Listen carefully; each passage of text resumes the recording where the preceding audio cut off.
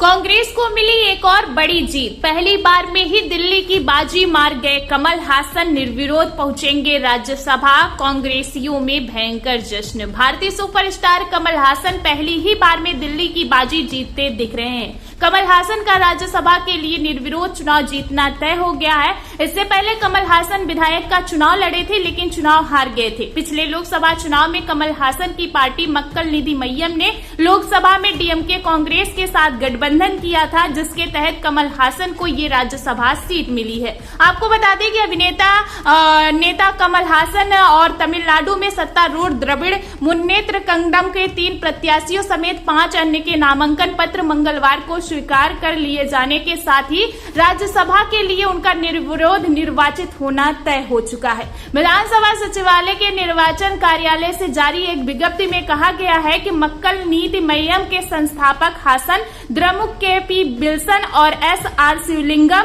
राजथी तथा IS इनबादुरई और M Dhanpal के नामांकन पत्र मंगलवार के लिए गए हैं। विज्ञप्ति में कहा गया है कि 5 के बाद उन्हें स्वीकृत घोषित कर दिया गया है। 7 निर्दलीय उम्मीदवारों के नामांकन जो है वो खारिज कर दिए गए हैं। इन उम्मीदवारों के नामांकन पत्र स्वीकार होने के साथ ही अब उनका राज्यसभा के लिए निर्विरोध चुना जाना। बिल्सन लगातार एक कार्यकाल के लिए राज्य का प्रतिनिधित्व करेंगे, जबकि हासन की उच्च सदन में यह पहली पारी होगी। द्रमुक की सहयोगी MDMK के शीर्ष नेता वाइको और PMK के अम्मुमड़ी रामदास समेत तमिलनाडु के 6 राज्यसभा सदस्य 24 जुलाई 2025 को सेवानिवृत्त होने वाले हैं। निर्वाचन आयोग ने पिछले महीने तमिलनाडु से उच्च सदन के लिए चुनाव की घोषणा की थी।